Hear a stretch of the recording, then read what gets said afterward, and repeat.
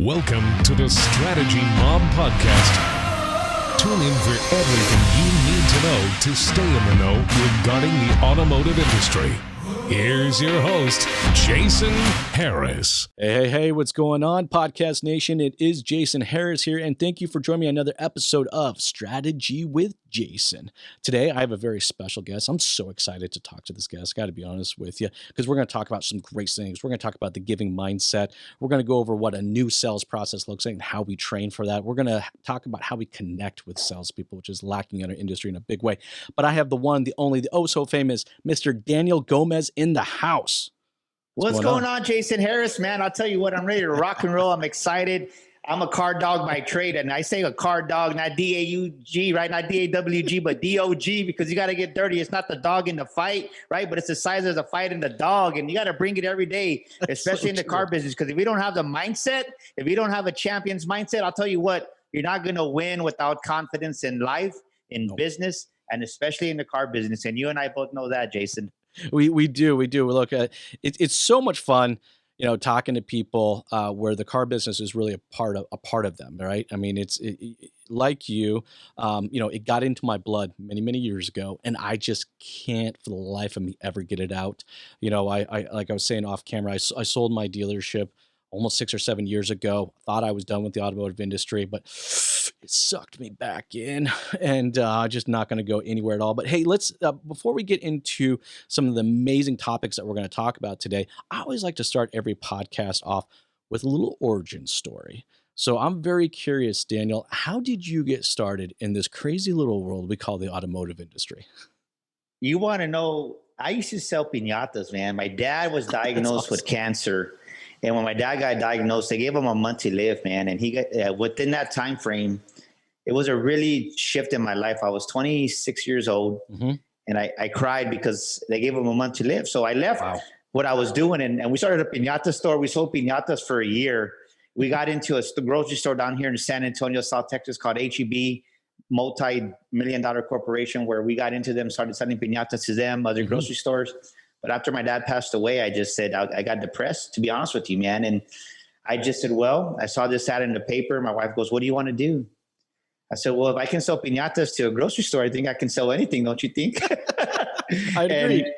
And because you've heard it. We've all heard it. Why do you want to go sell cars? That's the dumbest thing. It's suicide. And people just don't see themselves doing that. And I saw this ad. There was a little gentleman right there in the center with the cowboy hat. It said sales professionals applied, and the cowboy hat caught my attention. I went and applied, and I said, well, if I can sell piñatas, I can sell cars. And I told the GSM that. He thought I was, what are you talking about? I go, yeah, sir, we just had a retail store that closed down. My dad passed away. He goes, you know what? I'll give you a shot. He goes, do you think you can sell cars? I said, I don't think so. I know I can.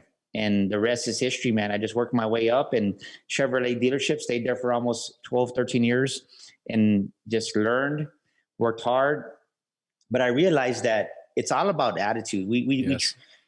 I've met so many people. I'll never forget it. In my book, You Were Born to Fly, I write about this because there was a gentleman that was an amazing walk-around guy. This guy was the walk-around champion, but his sales were they stunk. I mean, bad. Sure. And when I went up to my first sales meeting, I was in awe. I was expecting to see he has all these sales and nothing. And I said, is that correct? I told the guy next to me, Juan, I said, Juan, is that correct? He goes, yeah. So, but he's good. But I didn't understand it because I was a green pea, right? Like we call it in the industry, I was a green pea. And he just, man, I learned quickly there that, okay, something's different here. And people said, how are you doing? So what's going on with Daniel? They thought I was a fluke because I sold the first month I sold 13, then I sold 15. And then next thing you know, 9/11 hit. And that kind of just put things downhill. The next month, Chevrolet came out with Keep America Rolling. And the rest was history. I never looked back. Made more money than I ever had. And this was back in 2001, 2002, making over $100,000, which was now equivalent to $250,000, right? Because just with inflation. And man, I just love the car business. I was hooked. I said, I can make this much money by just helping people. I'm done. It's true, me in, coach. Well, once it's in your blood, it's in your blood. And and I always find that, people get into this business one of three ways. Either we kind of fumble our way in, or we're born into the business, or we get conned into the business. It's usually one of those three. So I'm so glad, that your life path took you in the direction that you you were able to come into this industry, even though it may sound like it wasn't from the best of circumstances. But we're very happy to have you in this industry. Your passion, your love, your energy is just amazing. We connected on Clubhouse, aka Crack House. For anybody, I'm serious, man. I'll give a boom to that, baby. Geez, like I don't know about you, but I get those like screen time reports. And I spent 17 and a half hours in Clubhouse, and I was like, oh man, that's not good. It's good. Well, but I gotta confess, my wife was a little bit upset. She hasn't gotten mad because I've been onboarding some clients for my coaching programs and some other engagement. But last night she's like, hey, you said we were going to watch and hang out and watch a movie. And I was in line, and I thought it was like, I told her, well, it'll be like 5 minutes, right? And no, and this one guy just kept talking, and you know how it is when you're in those rooms. If somebody's talking, it just depends on the moderator. And next thing you know, I got up there, and it was a good conversation. And she just like looked at me, she goes, I never sell you nothing, but I was in the doghouse a little bit last night, thanks to Clubhouse. You know what, though? I really do think that platform is just going to do some really big things in our industry, which we could probably save for an entire podcast in itself. But you were touching about something kind of we were talking earlier about, about that process, right?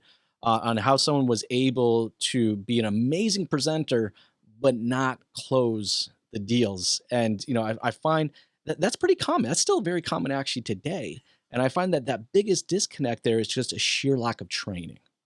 Yes. And that's where I kind of wanted to start our conversation today is, the sales process has changed so much. The salesperson, I think, has changed so much. The demand for communication in real time on a salesperson has changed a lot. And also just the way the customer wants to buy cars has changed our process in so many different ways. How do we train for that new sales process? I would say this, just from experience. I have my son's 21 years old, and he's a monster, right? I trained him since he was little. I grew him up with the mindset that he's a winner and a champion, and he lives it, he breathes it. Nice. People always tell me, well, Daniel, how do I know your training works and your coaching works? I'm like, because I have a little house mouse, right? He's my experiment that I've been raising up. Oh, what are you talking about? Yeah, my son Julian. When he was 19 years old, he was crushing it. There's a company here called The Wash Tub, and he became a sales professional. And at 19 years old, he was making $4,000 or $5,000 a month, and he was just crushing it. But it's all about just really understanding that the youth of today ain't like me and you. It's a totally different beast. And I think that we forget that they're human beings. We want to just, how can we say this? The worst mistake that we can make is we see it from our perspective. Sure. And what I mean by that is right now in our country here, I'm talking about America. I don't know what it is in different countries, but there's so many blended families now. Mm-hmm. So I want you to imagine you have a mother on this side, a father on this side. They both have two kids. And within those two kids, one of them's a dominant kid here. One of them's a dominant kid there. Yeah. And then next thing you know, they get married and they have a blended family. And then the mom gives one of the kids a guilt trip. Can't you just let me be happy? So what does that do to that person psychologically, right? It screws with their head, especially if you're that D personality. You want to be the best. You want to win. So you have two D children going against each other, and one of them has to give in because one of the parents makes them feel guilty. And these are triggers that we plant in our children, and we don't realize it. Mm-hmm. Well, then next thing you know, they end up in the car business, and guess what? They carry these triggers with them, and they don't respond the way that we responded. It really is. I mean, think about that. I mean, look. When we got into the car business, all right, what attracted us to the car business was six-figure incomes, and you didn't need a college degree. Just bottom line. I think that's why majority of us got sucked into the car business, right? Or maybe for others, it was a legal way to make a decent amount of money. It's funny you say that because I always use that in my training. I was like, hey, who here can make $2,000 legally in one day? Exactly. Besides us. Exactly. But because we're talking about an entirely new generation and of buyers and sellers. That's the kicker, right? Like we're talking about not just a new salesperson, based on youth or how they were raised or the adversities that they had to go through or the technologies that they had available to them that we didn't. All right. It's also the buyers changed so much. So let's talk a little bit about like how do we train for that new seller and how do we train for that new seller for that new buyer? That's where I'm going. Well, the main difference, I think, when I started is we had these pamphlets, and you remember that. I was a Chevrolet store. We had the pamphlets for the Silverado, for the Yep. Camaro, for whatever make and model. And I remember a customer coming in, and the customer comes in and, oh, I want to buy a car. So in my mind, I'm like, yeah, let's do this, right? Mm-hmm. Well, then next thing you know, he goes, well, I want a pamphlet. I'm like, all right. So I get him a pamphlet. He goes, okay, well, I'll get with you here in about a couple of months. And I was like, well, I'm already here, so why don't we just go out there? I was able to persuade him to just go out there and look at the cars. And I'll never forget, he ended up not buying. He was looking at a Chevy, those little mini Blazers. And I went back to my manager and I said, what's up with this dude? He's like, what are you talking about? I go, he's here to buy a car, but he just came and got the pamphlet. And he's like, going to buy in 6 months, he said. And my manager, David, goes, yeah, some customers do that. A lot of customers do that. And I couldn't comprehend it because I'm an emotional buyer. If I love it, I buy stuff at the mall that I wasn't even planning on buying. So at that point, I learned that's the first time I really started learning about personalities. He goes, yeah, Daniel, sometimes customers come in and they'll get the pamphlets and then they'll come back in 6 months.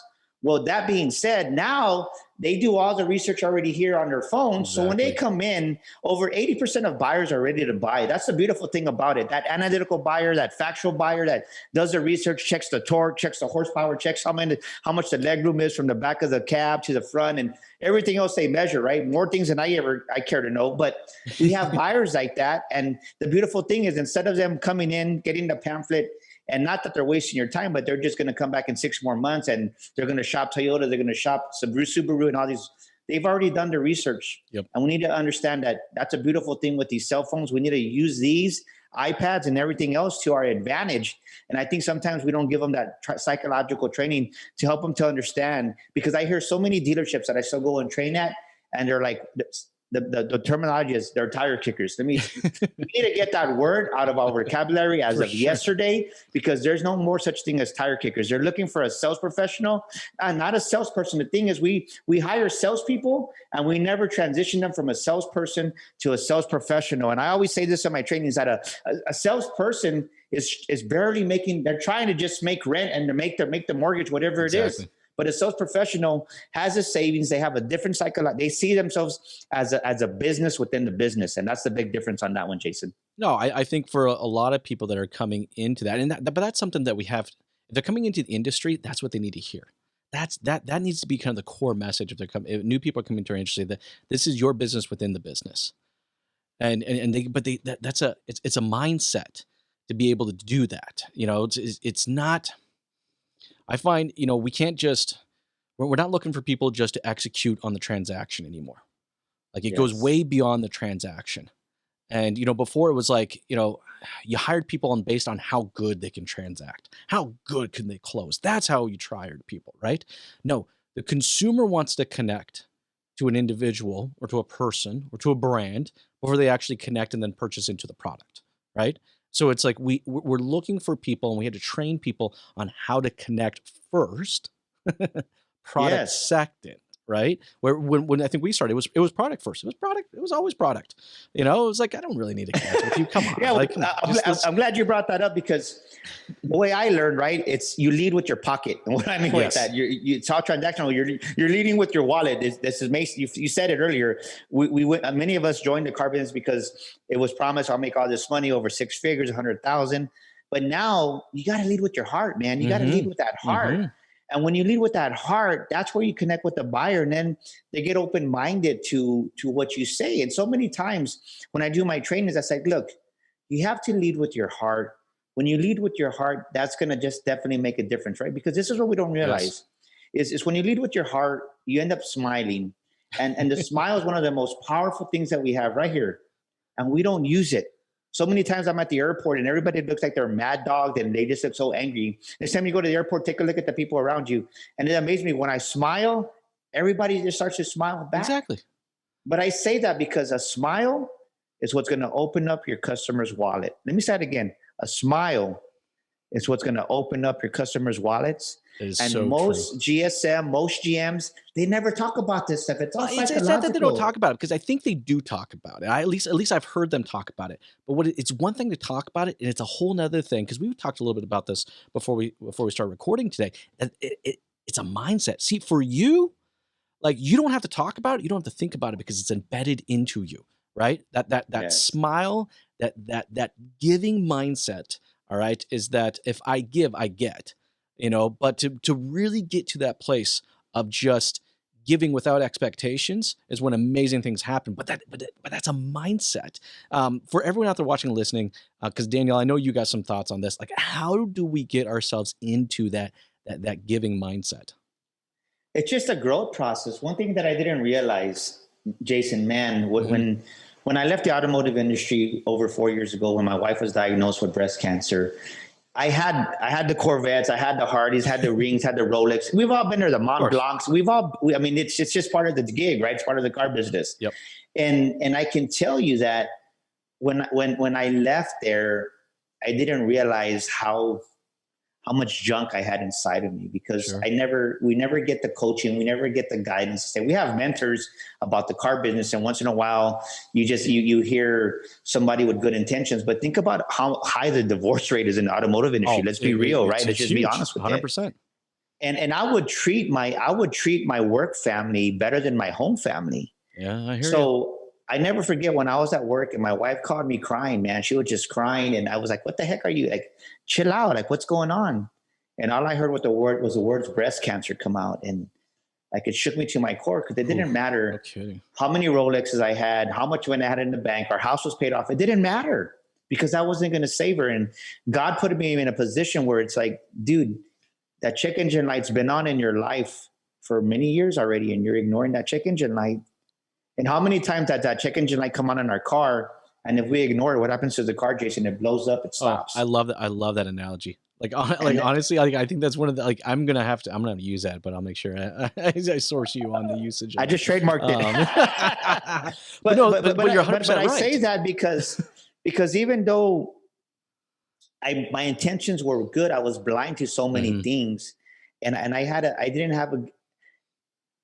you have a given mindset in some areas, but in so many areas you have that scarcity mindset that you abandon some of the things that are even more important. And I almost lost my family because of the car business. And I'll tell you, my wife getting breast cancer was one of the biggest things. And I realized that I had to heal my heart, heal my soul, just heal myself to really go out there and give. And when you give without expectations, you learn how to receive without resistance. And I think so many, I've seen this, right? Just our whether you're GSM, GM, a dealer principal, our egos, our pride gets in the way, and we don't receive without resistance. And what I mean is just really receive, because it's something that you feel from your heart, from your soul, and we deflect these things. So we don't know how to give because we don't know how to receive, Jason, on a higher level. Look, at the end of the day, we were never trained to, right? So I sold my dealership. We had a third child, and there was a lot of stress at home, and I had to make a call. I had to walk away from the dealership if it was going to be a family or dealership scenario, and that's pretty much how it was going to happen. So I've not been in the exact same place that you have, but I've been in a similar place. And I, like you, went through, especially during that time frame, and for the last 6 years, through a very much so of a self-awareness path. All right, really kind of learning about myself, how and why I feel the way I feel, and understanding that, which has opened up a lot around how I maintain a mindset throughout the day and how I just continue to push forward. But what I find is that I, as a manager and as an owner, I never got trained this crap.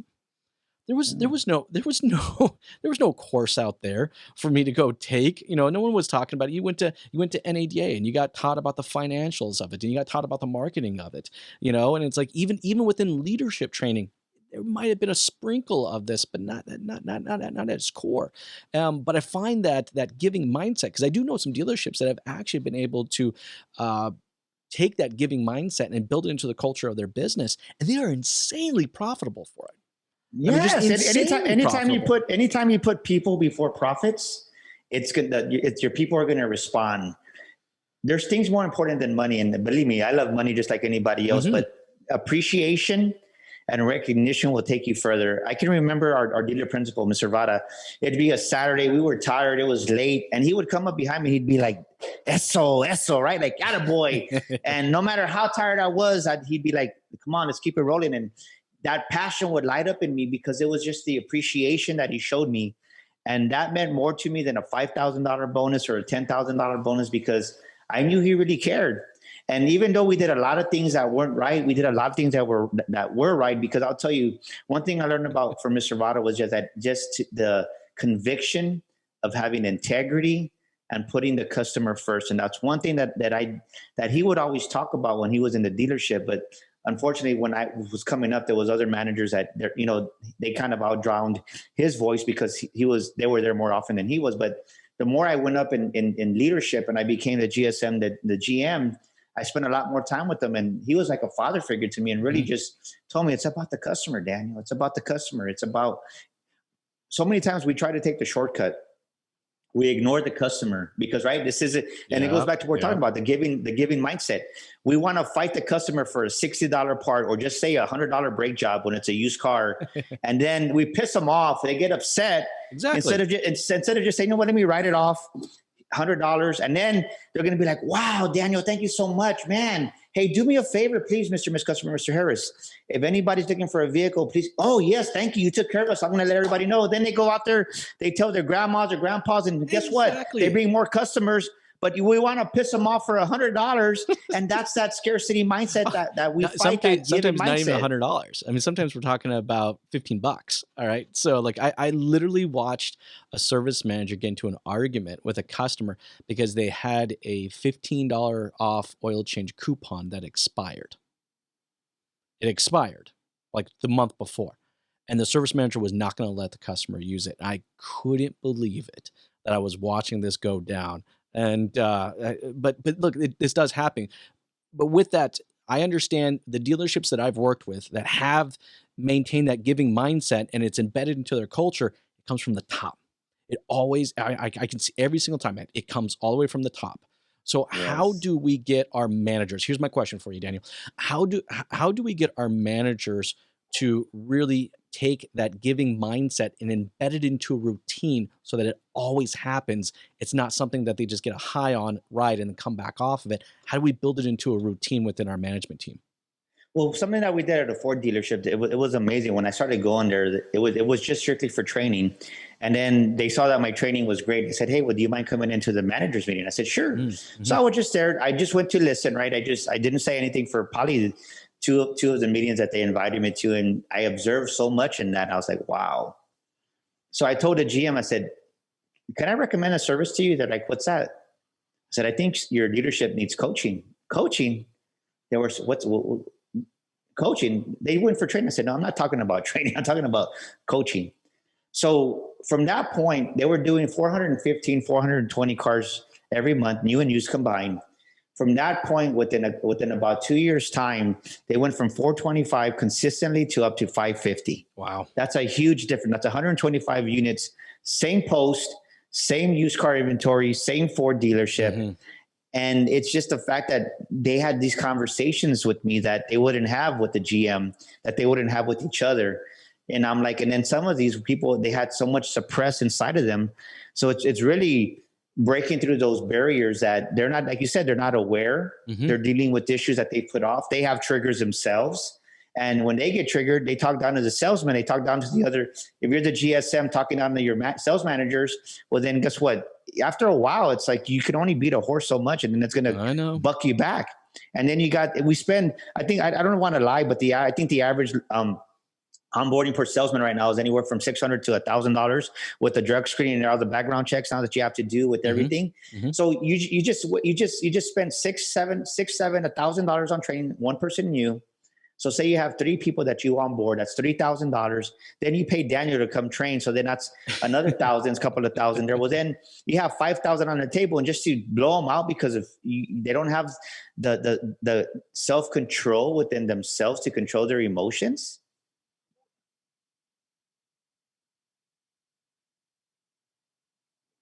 There we go.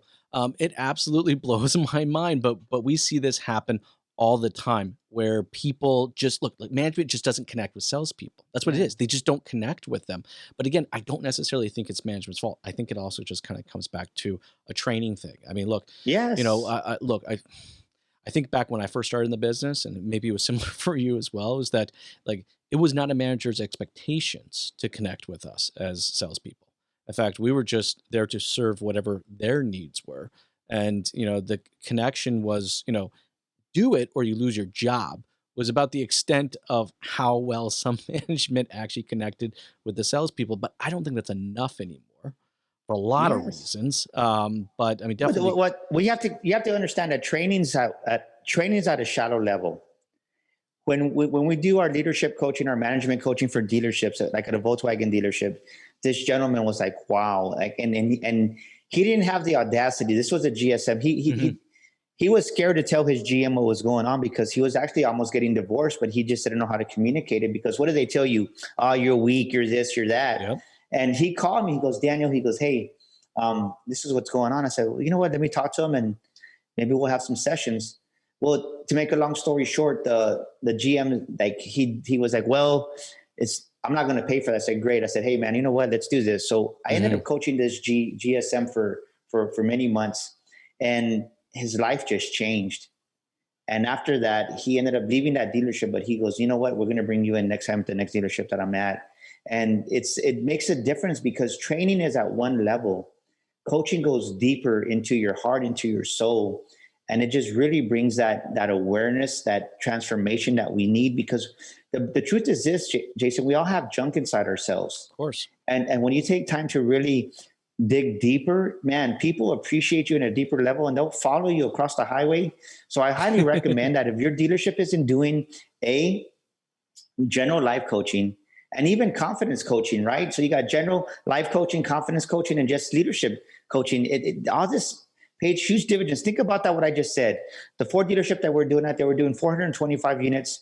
You go to 550, that's 125 more units at, just say front and back average, 3,500 a copy. That's that's a lot of money, man. Yeah, they ain't no small potatoes, But I find though that one of the that's reasons, monthly, and that's monthly. huge. That's huge. And I'm listening to you talk, and one of the things that I'm seeing is that one of the reasons we don't connect, management doesn't connect with salespeople, is because as an industry, we don't allow ourselves to have emotions within the dealership. And I want to get your thoughts on this. So this is my next question, because I think right now, and even for myself, when I started in the industry, it was suck it up, buttercup, and check it out the door, right? And how can you connect with someone when we don't give our team permission to actually have emotions? I'd love to kind of get your thoughts on that. That's a powerful statement right there. That's a powerful question because if we think about it, first of all, there is women in the car business, but I think for a majority are still men. And a lot of men, we've been taught, right? Men don't cry. Exactly. Stop being a wuss. Get up, just shrug off your knees and let's go. Come on. And we were conditioned that way. That's a programming, the condition, the mindset that we have, that men ain't allowed to cry. And it goes back to my dad. I remember when my mom passed away, that was the only time I saw my dad cry besides, I think when she was diagnosed when my mom first got sick, but he never really cried until my mom left us. But I say that because we need to change that conditioning. And we need to realize that we need to allow our emotions to come up. We need to give, I would tell my team this, right? You have to set the boundaries for your organization. You have to set the expectations for your dealership. And I would go in there and I would tell my team, because when I took over at the GSM, we were losing $1 million a month. I mean, $1 million a year. I was like, they're like, why did you take that job? Like, you were doing good where you were at. You were doing very well, but I wasn't being challenged anymore. And I was up for the challenge. But once I was in there, I was like, oh crap, what did I get myself into? But something miraculous happened is I said, I'm going to be honest with you guys, ladies and gentlemen. I said, we're going to make a shitload of mistakes and make them. I want you to make them because that's how we're going to learn. But I'll tell you this, the moment you make the same mistake twice, we're going to have a serious conversation and you might not be working here. It's cool. You gave him permission though. You got to give him permission to do something. And I gave him the permission, and I'll tell you what, by giving him that permission, you would think we'd have hundreds of mistakes. We would have hardly any. We would have them, but just giving somebody that peace of knowing that I'm not going to get it. Because think about it. What's the mindset of the GM? If our numbers ain't right, we'll bring in another team. It's that dictator, and they put that pressure on you. And that way of running dealerships It's no longer working. So you really got to just connect in a deeper level and allow your people to voice themselves. And something that I would do, something that we started doing at a Nissan store is really just, instead of having a huddle to talk about training, it's a huddle to say, hey, well, how you doing this morning? What can we help you with? Do you have any questions, or what's going on with the family, or just connect with the people at a different level? That's what true leadership is about. Because you're giving them permission to be people. Yes, like, exactly. I mean, look, the rest of the world already thinks we're a bunch of robots because we sell cars and we're heartless, soulless people, or, beings, Yes. right? But why would they not think that? Because as an industry, we've treated our salespeople like that. No, I'm not saying everybody. There's some amazing dealerships out there. There really are. There's some amazing dealerships that do and execute exactly what we're talking about. But if you want to connect with salespeople and you want to have that giving mindset, all right, you have to get to a place where you can emotionally connect with someone. And to do that, first things first in your dealership, you have to give permission. Just like if you want to get past your failures, you have to give permission for people to fail.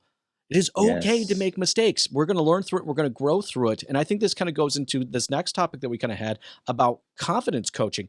There's no way, look, we all know, because we've been in the business long enough, is that confidence equates to better customer experience, all right, better profitability. But for us to get to a place where we can be more confident, we have to be able to connect with them emotionally. So this is why we're kind of going to this. But let's talk about this, because it's not something I think gets talked enough about. And I know you got some thoughts on this, is confidence coaching. How do you define that, and where do you start? Well, think about this. We've all lost. Now, I don't care who you are, how great you are.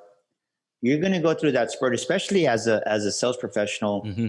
I've been there. I went 10 days without sitting in a car. And it's hard, it's challenging, brutal, but I wish somebody would have been there, maybe interceded, right? They would have kind of met me a little bit sooner than going through the full 10 days. Because this is a true reality, Jason, is that no one can win without confidence. Exactly. I want you to tell me, Tom Brady just won the Super Bowl. He wouldn't have won. He had confidence in the fact that he had confidence in himself. He had confidence that Gronkowski was there if he was going to throw the ball. He had confidence that he was going to catch it. And then you saw it on the other side of the sideline, Mahoney. Yep. They lost their confidence. You literally saw it. And once you lose your confidence, you can't win without confidence. You tell me an NBA champion, somebody that's won the major, that it's won without confidence, and it just doesn't happen.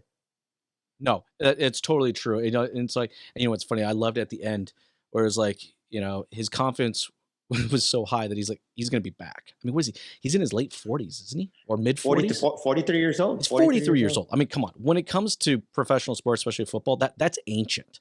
All right. Yes. I mean, I'd be willing to bet you this guy comes back and he's almost 50 and he's still playing at that level. Yeah. And going back to your question, it's what we don't realize is when you're with your team every single day, this is why it's important to bring an outside perspective, an outside person to do training and coaching and 100%. Leadership development, is because everybody develops filters after a while. And a good example, well, what's a filter, Daniel? Well, I guess it's a relationship filter. It could be a boss employee filter. It could be a husband and wife filter. How many times, or even a parental, how many times have we told our kids, hey son, blah, blah, blah, blah, blah. And okay, dad. And he doesn't hear you, but then he goes down the street and he comes back a week later, says, hey, you know what Johnny's dad told me? And I'm like, Jay, I just told you that. Oh yeah, you did. Right. But they didn't hear you because, believe it or not, they learn to tune you out as a manager. They learn how to tune you out as a GM because you kind of same story, same tone. Mm-hmm. You become familiar with them, that they tune you out.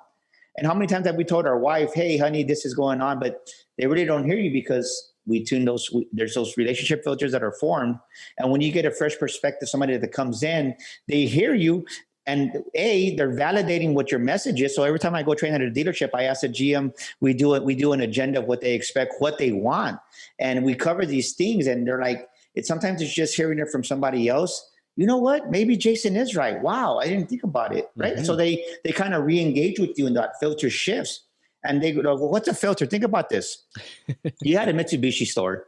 I'm pretty sure when you bought your first Mitsubishi as the owner, you didn't really have Mitsubishis. And we've all been there. We buy that one car or truck and we see it everywhere, right? Because the filter changes. 100%. You have to change the filters. And when you have confidence coaching, you go in there and you change the filters of your team. And it's psychological that we do exercises. So we have a 3-month program.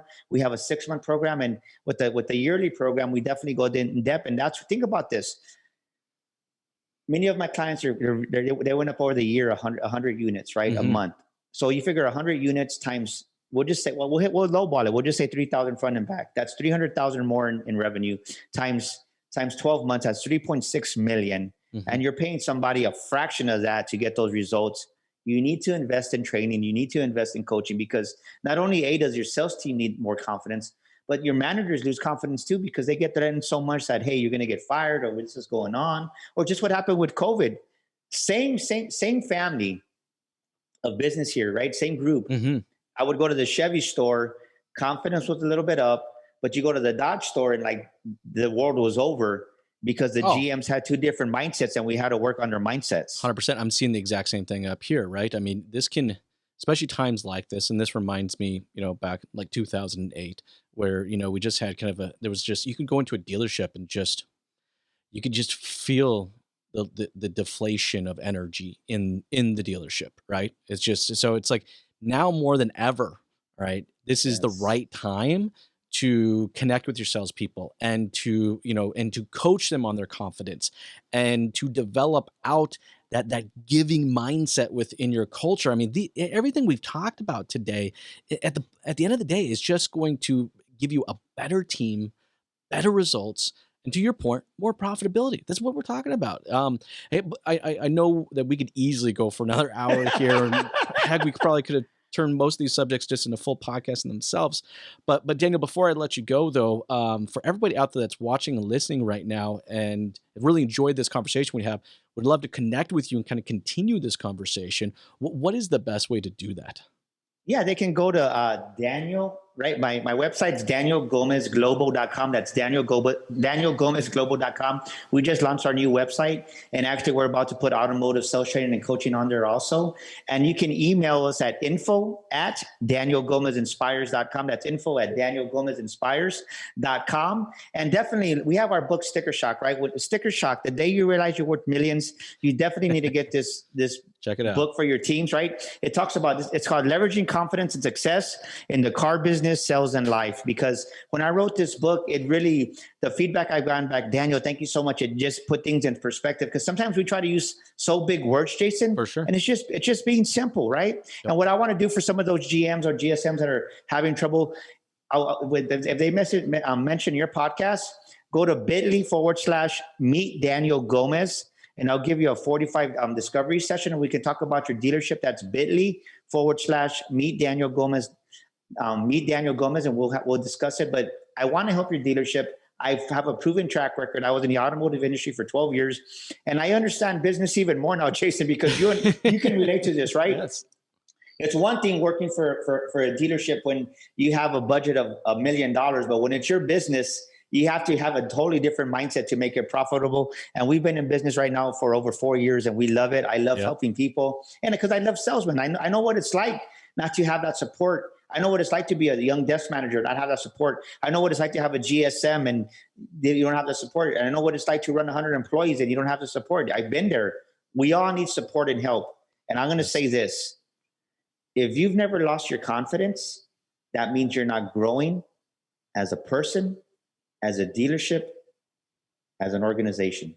That is so, so very true. Daniel, thank you so much for taking the time to jam with me today. This has been a ton of fun. You have yourself an amazing day. Thank you, my friend. I appreciate it. Thanks for tuning in to the Strategy Mob podcast with your host, Jason Harris. Don't want to miss new content? Be sure to sign up to be a mobster at strategymob.com to stay in the know. Remember to like, comment, and subscribe.